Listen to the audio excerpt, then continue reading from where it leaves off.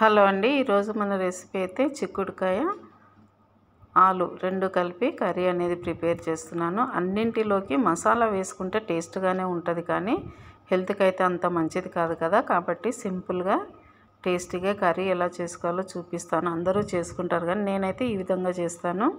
ముందుగా stove on చేసి కడాయి పెట్టేసుకొని అది హీట్ ఎక్కగానే ఇందులోకి 1.5 టేబుల్ స్పూన్ ఆయిల్ వేస్తున్నాను. ఎందుకంటే చిక్కుడుకాయ పావు కేజీ తీసుకున్న అందులో వేస్తే కనుక ఒక పావు పోయింది, ఒక ముప్పావు వంతు మిగిలిందంటే ఒక 200 గ్రామ్స్ ఉంటుంది అనుకోండి. కాబట్టి ఒక ఆలు కూడా వేసిన. ఆయిల్ హీట్ ఎక్కగానే ఇందులోకి ఒక పావు టీ స్పూన్ వరకు జీలకర్ర ఆవాలు, ఒక చిన్న సైజు ఉల్లిపాయ కట్ చేసుకొని ఇలా వేసుకోవాలి. ఉల్లిపాయ కొంచెం వేగిన తర్వాత ఇందులోకి అల్లం వెల్లుల్లి పేస్ట్ ఎప్పుడైనా నేను అప్పటిదప్పుడే దంపి వేస్తాను, బాగుంటుంది. చిన్న రోట్లో దంపి వేస్తే టేస్ట్ బాగుంటుంది, స్మెల్ కూడా బాగుంటుంది.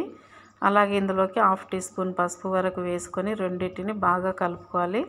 అల్లం వెల్లుల్లి పేస్ట్ అనేది పచ్చివాసన పోయేంత వరకు ఇలా కలుపుకొని, ఇప్పుడు చిక్కుడుకాయ ఏరు పెట్టుకున్నాం కదా, అలాగే ఆలు ఒకటి వేసాను మీడియం సైజుది అయితే.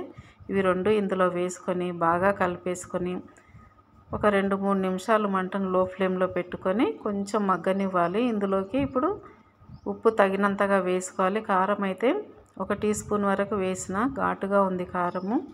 వేసిన తర్వాత బాగా కలిపేసుకొని మూత పెట్టేస్తే ఒక 2 నిమిషాలు ఇది ఆవిరికి బాగా మగ్గుతుంది.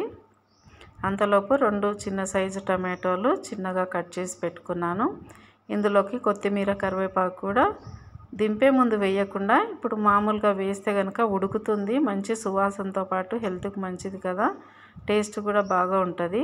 కట్ చేసి పెట్టుకున్న టమాటో ముక్కలు కూడా ఇందులో వేసి మొత్తాన్ని బాగా కలుపుకొని 1 నిమిషం పాటు మూత పెట్టుకోవాలి. మూత పెట్టుకున్న తర్వాత మళ్ళీ తీసేసి కలుపుకొని ఇలా ఇందులోకి ఒక హాఫ్ గ్లాస్ వరకు వాటర్ వేసుకోవాలి. ఎందుకంటే ఉడకాలి కదా కూర అనేది.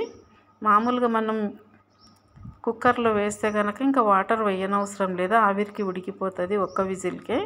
ఇది కడాయిలో వేసాం కాబట్టి కొంచెం వాటర్ వేసుకొని ఉడికించుకోవాలి. ఒక 4-5 నిమిషాలు ఉడికితే కూర అనేది రెడీ అయిపోతుంది. ఇది చపాతీకి అయితే సూపర్ టేస్టీగా ఉంటుంది ఈ కర్రీ. అలాగని రైస్లోకి కూడా బాగుంటుంది దగ్గరికి వండుకుంటే. ఇంకా దీంతోపాటు కొద్దిగా ఏదైనా రసం కానీ పచ్చి పులుసు కానీ చేసుకుంటే ఇంకా సూపర్ టేస్టీగా ఉంటుంది. చూసారు కదా, నచ్చితే ఒక లైక్ ఇవ్వండి, షేర్ చేయండి, కమెంట్ రాయండి. మన ఛానల్ని అయితే సబ్స్క్రైబ్ చేసుకోవటం మాత్రం మర్చిపోకండి. ఓకేనా? Thank you.